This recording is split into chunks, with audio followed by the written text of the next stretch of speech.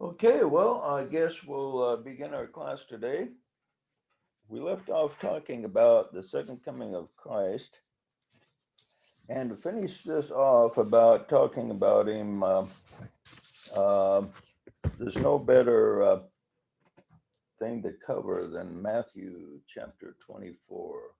So we're going to go over that chapter and talk about some of the things that are in it. It's probably the most quoted and inspected and contemplated writings in the entire Bible. And here's the way it starts out. And as he sat on the Mount of Olives, the disciples came to him privately, saying, "Tell us, when shall these things be? And what shall be the sign of thy coming and of the end of the world?" Okay, so the disciples were curious about his uh,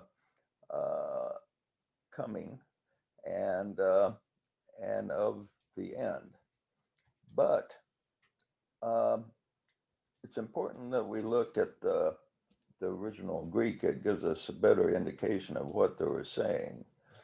They were asking about the end of the world, but is the word world, a correct translation?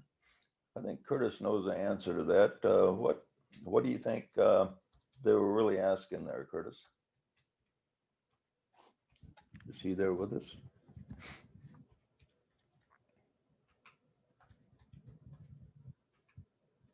Oh, he must have taken off there. Okay, anyone knows what the correct word is? The correct translation? Because that's actually somewhat of a mistranslation where they ask about the end of the world. What are you talking about? The age? Yeah, right, Didn't he mean end of the paradigm? End of the age? right, right. Instead of that, the word world comes from is translated Aeonius. from the Greek word aeon. And that's the word that our English word eon comes from. And an eon means an age. An age has a beginning and an end. And so they're really asking about his coming at the end of the age. Okay. The second thing is the word coming. The word coming in the Greek is closer to the word presence. So when shall be the sign of thy presence at the end of the age? Now that could be different than just appearing in a physical body. It could be like be represented by the Christ consciousness appearing among humanity itself, where they feel the presence of the Christ. So there's a number of ways this could be interpreted. So anyway, the apostles were wondering about this at the end of the age. So which age were they talking about? I think they were talking the interpretation here applies to both ages. End of the end of uh, the age of Aries and the age of Pisces. Pisces. So they were. Jesus appeared at the midway at the transition period between the two ages, and perhaps they thought the past age wasn't completely gone. And so a lot of the early apostles and the early Christians thought that the end was near. Even Paul talked about those of us who are alive when the Lord appears again, so to speak. And so it indicates that these early apostles and disciples was expecting the end there. And then this the same signs appear at the end of each age. So we're at the end of the age of Aquarius right now. So everything that was materializing then materializes now, but in different forms. And so this is interesting. It says, now before the end comes, many shall come in my name, saying, I am Christ, and shall deceive many. Well, that's happened, isn't it? Look how many people are saying that they are Christ now. I have a couple of them that's been in contact with me, wanting me to follow them and participate with them, but most of the people that claim to be the second coming have hardly any followers at all. So you'd think if the Christ were to show up, he would at least have a handful of followers. Now, then he says there, you shall hear of wars and rumors of wars. Well, this is a prophecy that takes place pretty much all the time. There's always wars and rumors of wars. So that's pretty much a given there. But it says, be not troubled, for these things must come to pass, but the end is not yet. For nation shall rise against nation, kingdom against kingdom. There shall be famine, pestilences, earthquakes in divers places. These are the beginning of sorrows. Then shall you be delivered up. They deliver you up to be afflicted, and they shall kill you. And you shall be hated of all nations for my name's sake. So this applies to his age, to the beginning of the Piscean age. The apostles were delivered up and they were killed, just like he predicted there. And so we can see that what he was saying here was applied to his age, but also to our age. And then shall many be offended, and they shall betray one another, and they shall hate one another. And many false prophets shall rise and deceive many. But he that endures to the end will be saved. Now, this enduring to the end to be saved is kind of interesting, because the end comes from a Greek word which means really the consummation. So he that endures until the consummation of the goal will be delivered. And this is a principle that just applies to everything. And the fact that the big reason for failure in almost every endeavor the disciple makes is he just gives up.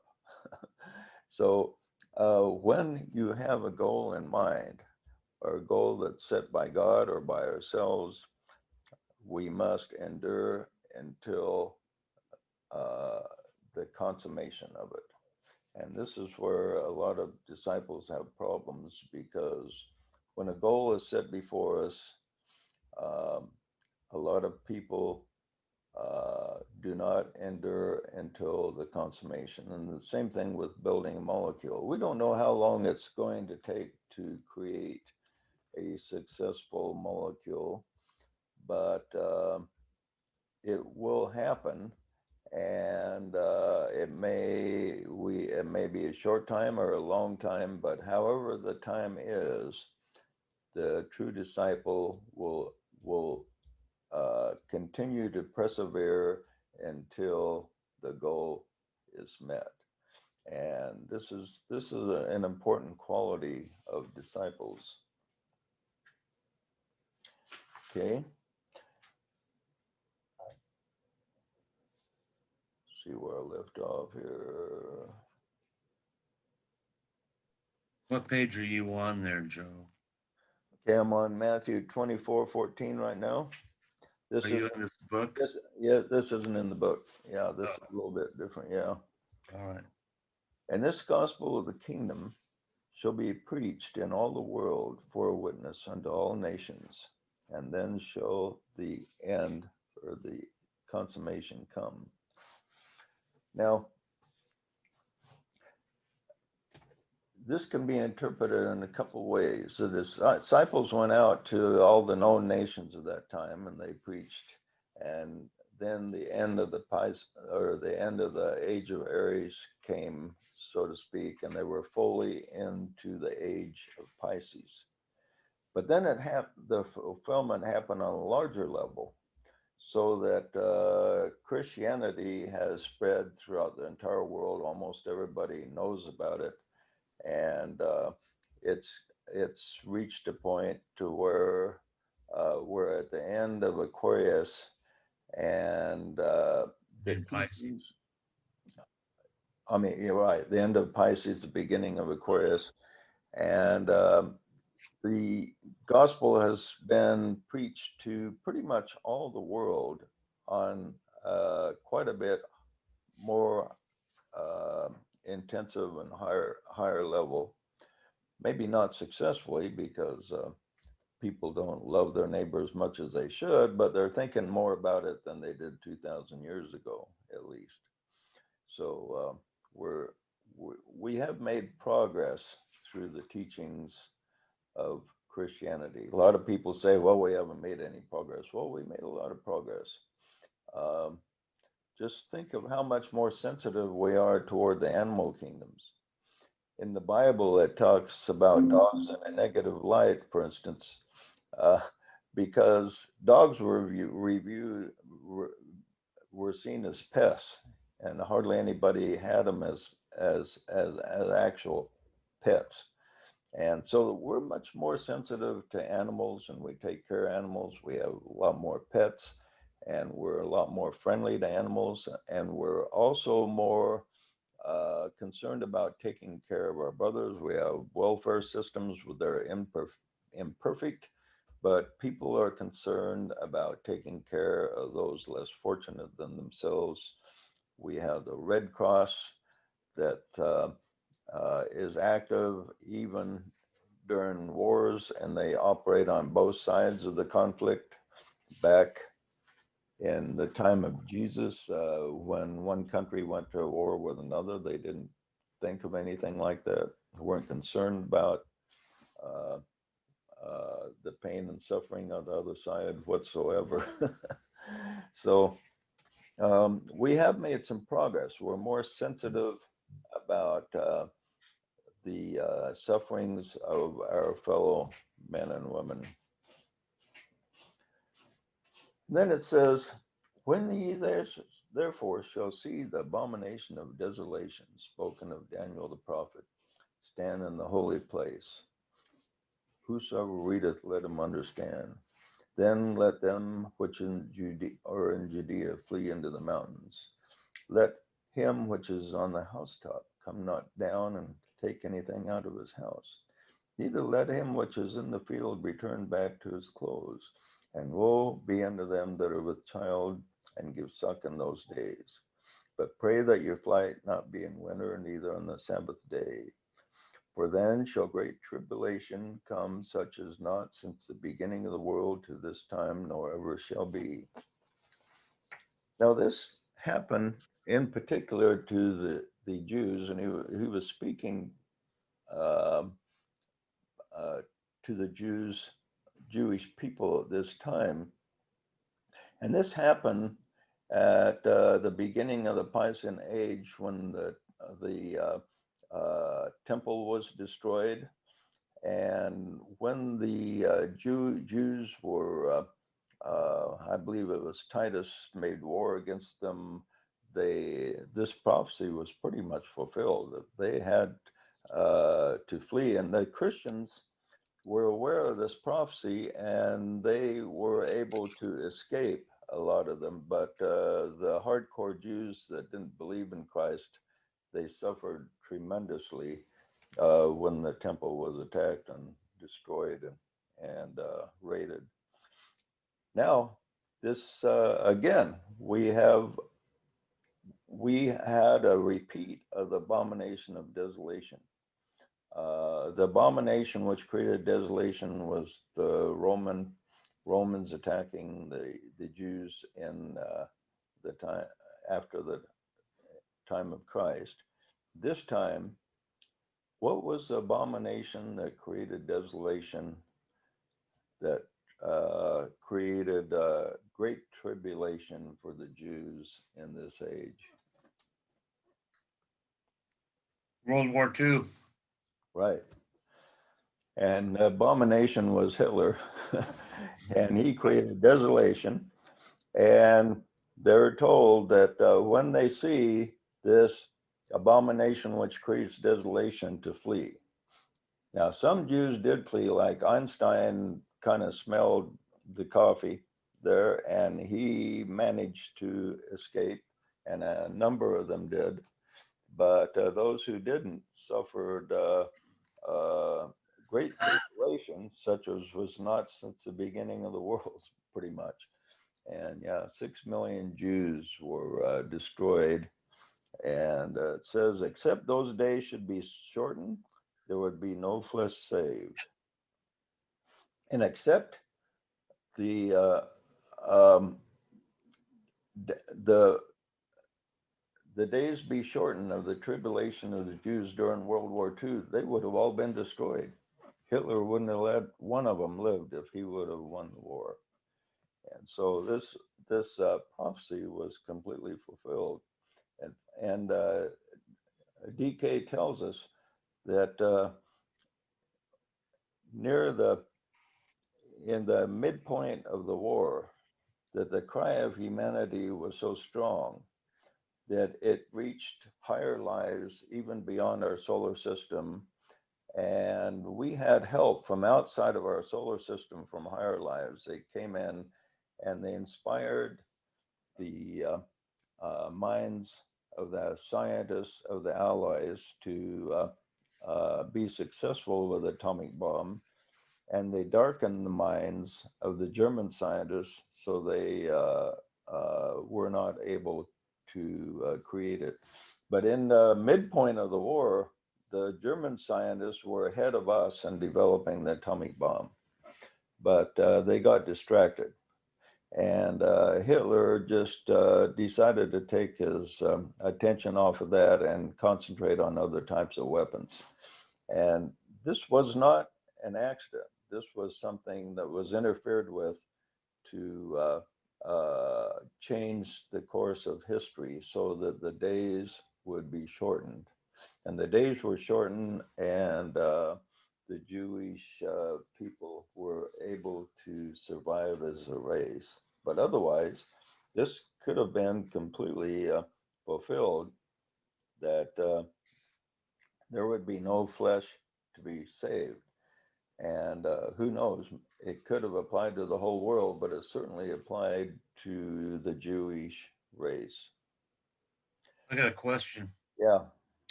Okay, so you know, speaking of racial karma, when the Jews, the tribe of Judah, entered the promised land of Canaan, there the land of Canaan was filled with all kinds of Canaanites, Perizzites, all these different kinds of ites. And the Jews went in and slaughtered them by the thousands, scores of them, and they'd take the leaders and they'd cut their thumbs off and they'd torture them. And I mean, there were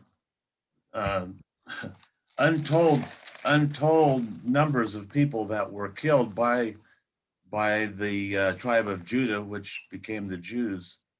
So they were the first aggressor in that instance, and so was Hitler. He was the first aggressor against the Jews. So here you have a parallel in racial karma. Maybe, you know, they had that karmic debt to pay. Yeah, DK points that out. He said that what happened in World War II was kind of a repayment of racial karma because of what you described. They're taking over the so-called promised land. He said that? Yeah, uh-huh. I'll be darned. Yeah, you didn't know that, huh? Oh, I didn't know that, but I was, when I was writing this chapter on karma in the book I wrote, uh, I went into, I just kind of had an idea that, because I knew that there were a lot of atrocities brought about by the tribe of Judah to go into the land of Canaan. And it just dawned on me that was racial karma completing itself with the lineage of Judah through the Jews. And what's interesting about this is that a lot of people read the Bible and they think, boy, the early Jews, there were a bunch of really, they did a lot of really negative stuff, and they think that they were one of the worst examples of history. But if you read the early history, and a really good book on that is there's a 6-volume set written by Will Durant called The Story of Civilization. And in the first volume, it goes into the early history of mankind back that happened in those days. And by the standards of other nations, the Jews actually were among the most civil. I mean, some of these other tribes were just really terrible. I mean, they when one tribe conquered another, they treated they took the leader, for instance, and I remember one case they cut off his ears, cut out his tongue, and paraded him through the streets and tortured him to death. And this was common to do that. So if you were a leader in war and you lost, I mean, you were going to suffer immensely. They poured like hot lead down their throats, and I mean, they just did terrible things to each other when they won the wars. And so they also, like one of the things the Bible points out that the other tribes did was they sacrificed children to their gods. And that's something that the Jews never did. And some of these other tribes did things a lot worse. So by our standards today, what the ancient Jews did was maybe something we would condemn now, but back in that day, they were the most civil. So it's interesting how things change so much. We've actually made a lot of progress, even though it may not seem like it when we see all the problems in the world, but we have actually made a lot of progress. Ask the Indians uh, Yeah, yeah, and the black people of this country how they feel about how they were treated by yeah, the invasion of the white man. yeah, yeah. It's yeah, back just a couple hundred years ago, it was normal to, if you had an opportunity to take some land from somebody else, well, you just did it. I mean, that was normal up to just a couple hundred years ago. And now we're finally reaching a point to where we're saying, hey, this is not right.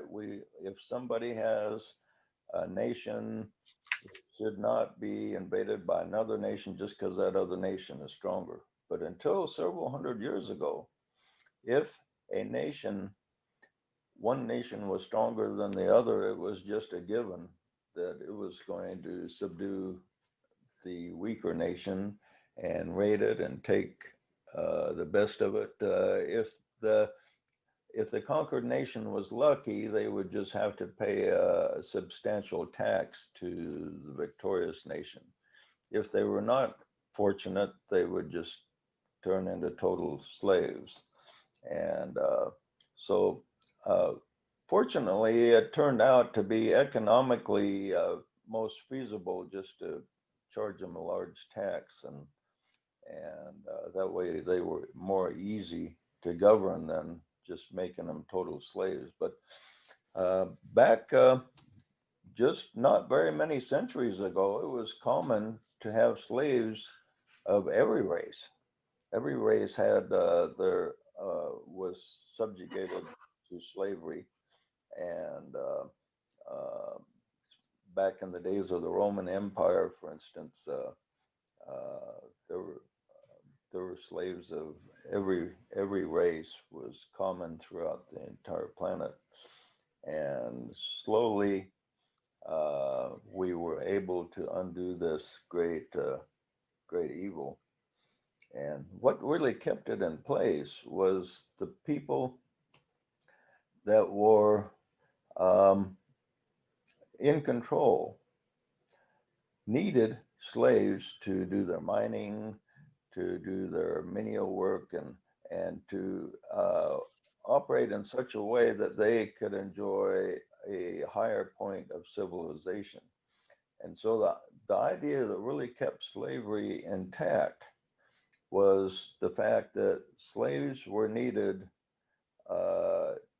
for a minority to be able to enjoy and progress as a civilization. That was the thinking. That's why they thought slavery was good. And what undid the need for slavery was technology. When technology became advanced, so a lot of the things that were done by slaves could be done by machines, then this opened the doors for uh, slavery to be abolished, because slaves are no longer needed, because we now have machines to do a lot of the slavery work for us. And now the tough things like miners actually make a pretty good wage these days. But back in the days of the Roman Empire, uh, they had to force people into mines with a whip, pretty much. So a lot of the mining, most of mining in ancient days was done by slaves because it was kind of tough work. Nowadays, the tough physical work that demands human participation pays uh, has to pay a pretty good wage to cause people to do the tough jobs. Okay, any comment on that before we move on here?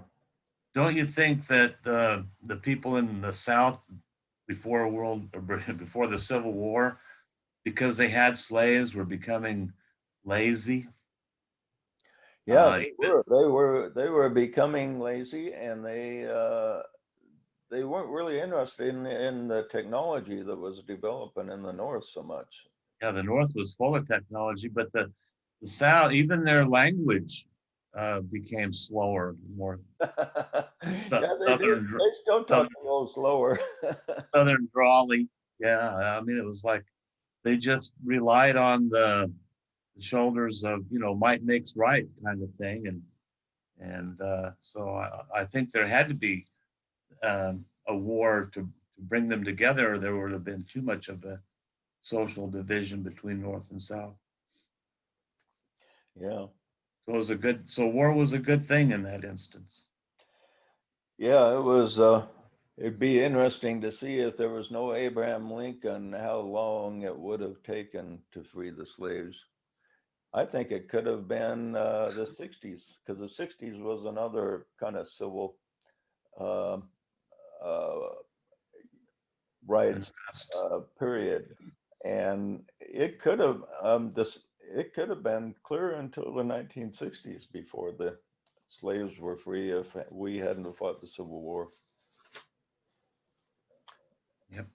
Okay, then he says, after this period of tribulation, and in other words, after World War II is over and the abomination of desolation is past, there shall arise again false Christs and false prophets, and they shall show great signs and wonders, in so much that it were possible they would deceive the very elect.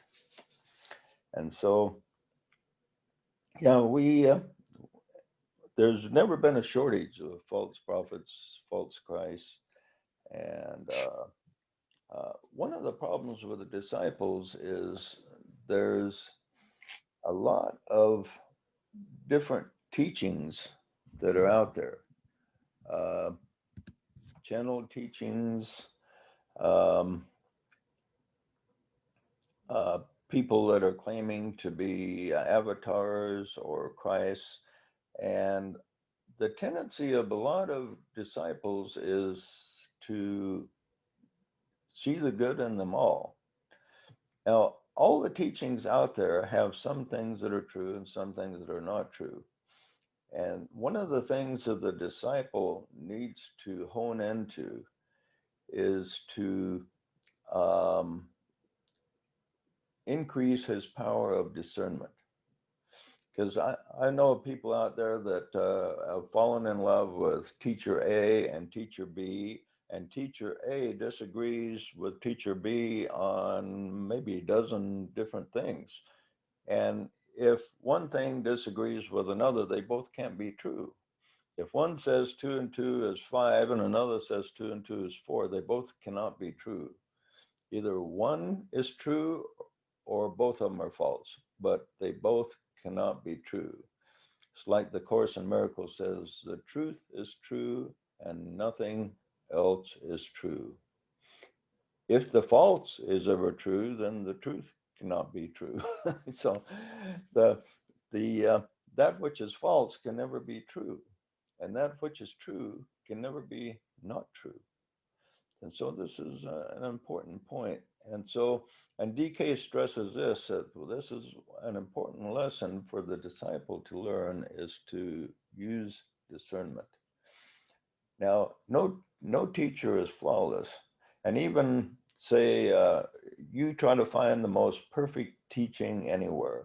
And one teaching that the world agrees on is pretty darn good, are the actual words of Christ in the New Testament. But even with them, the disciples can read them and apply them incorrectly because they're interpreting them incorrectly. And so even reading the purest, holiest words, if they're not read in the light of the soul within, they can be misapplied. And so it's an important milestone for the disciple to reach, to have enough soul contact so he realizes that if teaching A disagrees with teaching B, they both cannot be correct. Now, teacher A may have some good things to say, and teacher B may have some good things to say, but the disciple, if they disagreed, isn't going to think that they are both receiving 100% accuracy from some divine source. He has to go by the soul. So teacher A says something and it vibrates with the soul, then he accepts it. And if teacher B says something that vibrates with the soul, he will accept it. But those two things that vibrate with the soul will not contradict each other. They will be part of a whole that represents truth. And this is an important milestone for disciples to reach.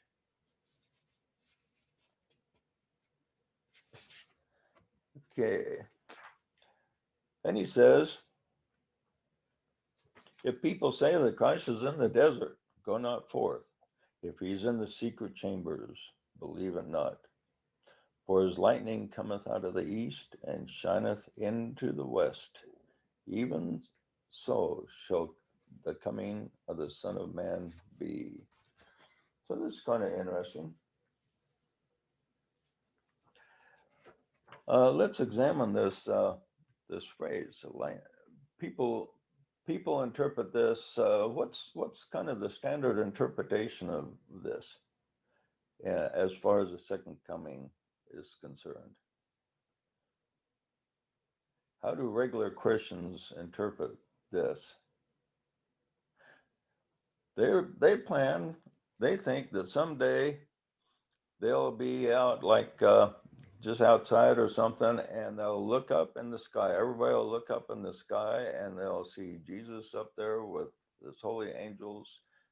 And doesn't matter what side of the globe you're on, we're all going to see just like lightning shining up in a dark night.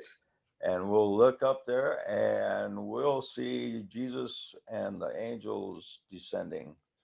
And of course, they're going to destroy all the wicked, they'll burn the stubble. And then if you're righteous, and every believer thinks that he's going to be one of the righteous ones, and they'll be taken up to meet the Lord in the air, and that's the way they think. But let's examine this a little bit more carefully. For as the lightning cometh out of the east and shineth into the west, even though so also shall be the coming of the Son of Man. Well, the sun comes from the east. The sun, so it could be symbolic from, or it could be Eastern philosophy. Could be Right.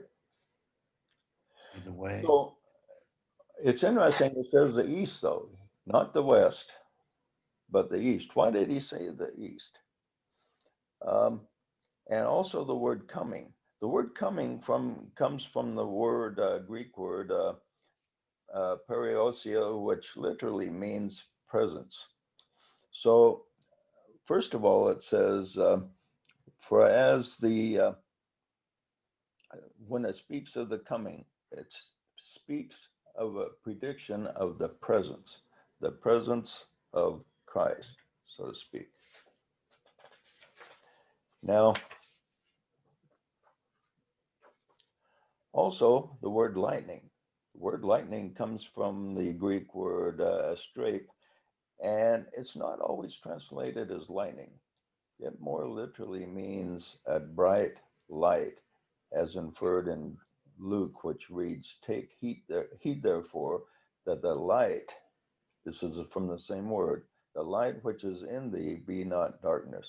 If thy whole body therefore be full of light, having no part dark, the whole shall be full of light, as when the bright shining of a candle doth give thee light. So where it talks about the bright shining of a candle giving thee light comes from that same word as lightning. Note here that it's translated as bright shining and has no reference to lightning. Now the Greek word for east is Anatole, which is a phrase of interest here because this is also a word that refers to the star in the east that was seen by the Magi. Okay, here it comes from the word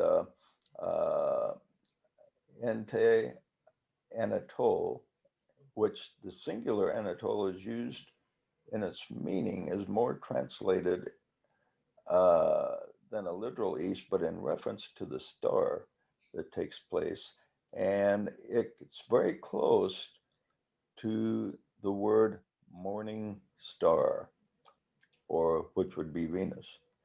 It's interesting that at the rising is a definite astrological term that would indicate the last star visible on the ascendant. The last star or planet visible is the morning star.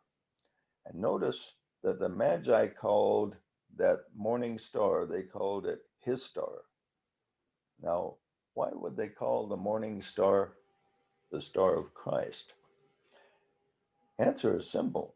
Simple. In the book of Revelations, Jesus said, I am the root and the offspring of David and the bright and morning star.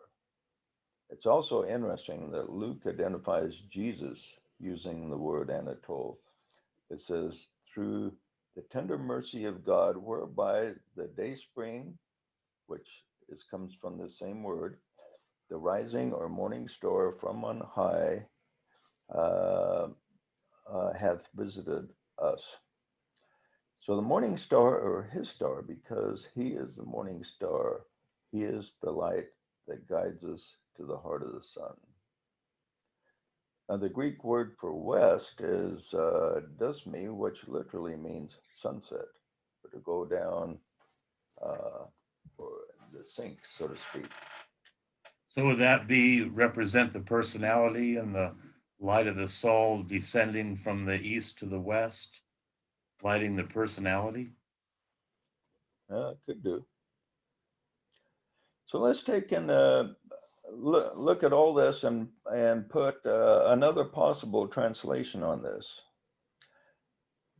For as the bright light or enlightenment is coming from the morning star and is seen as far as the west, so shall be the presence of the Son of Man. So in the east, another way to look at this, well, what's interesting is from the morning star Venus came the sons of mine 23 million years ago. Sanat Kumara came here from Venus. And so the light that enlightens humans was and was responsible for our beginnings came here from the morning star. Now, also another viewpoint of this is the much enlightenment has come from the East. From the East, we have Buddhism, we have the teachings that are the foundation of the ancient wisdom, and the Tibetan himself with the revelations through Alice A. Bailey came from the East. So we have all these teachings and light that came from the East to the West. And they're an indication that the presence of Christ is manifesting among humanity. So the light that comes from the East and from the morning stars or the bright lights, the masters, enlightens humanity and increases the presence of the Son of Man or the Christ. Okay. Okay, let's go to the next verse here. Let's see where we are here.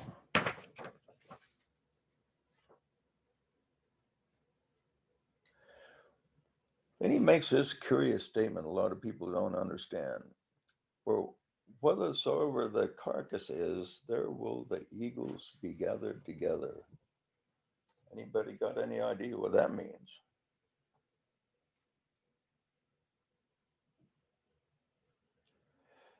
Let's look at this again. We'll look at Something to feed on. The carcass is what the eagles feed on, so we'd be feeding on be higher knowledge or spiritual insight or the gathering concept. I don't know. again, looking at the Greek is important here. The word body is a symbol for the body of Christ or a group of those with a Christ consciousness. And the eagles are a symbol of the enlightened people, the Israelites, or Israel itself is a symbol of the enlightened people with more light. So in addition, there is another correspondence here. Body comes from the Greek word soma, which is derived from sosa, and the word that is translated as saved throughout the New Testament, but literally means deliverance. Eagle comes from atos, which is derived from air, which really means breath, and is the word from whence the modern word air is derived. So air is a symbol of the mind, of those who have risen above the emotional waters of life. The eagle is a symbol of freedom. The eagle flies through the air or the world of mind and wisdom with great freedom. Ye shall know the truth, and the truth shall make you free. The eagle is also a symbol of free government. Atos is a good word to correspond to the enlightened, for they live on the plane of the mind and love freedom of thought. So the core of the scripture could read this: wherever deliverance or salvation is, there will the enlightened be gathered together. So that's kind of interesting to contemplate there. So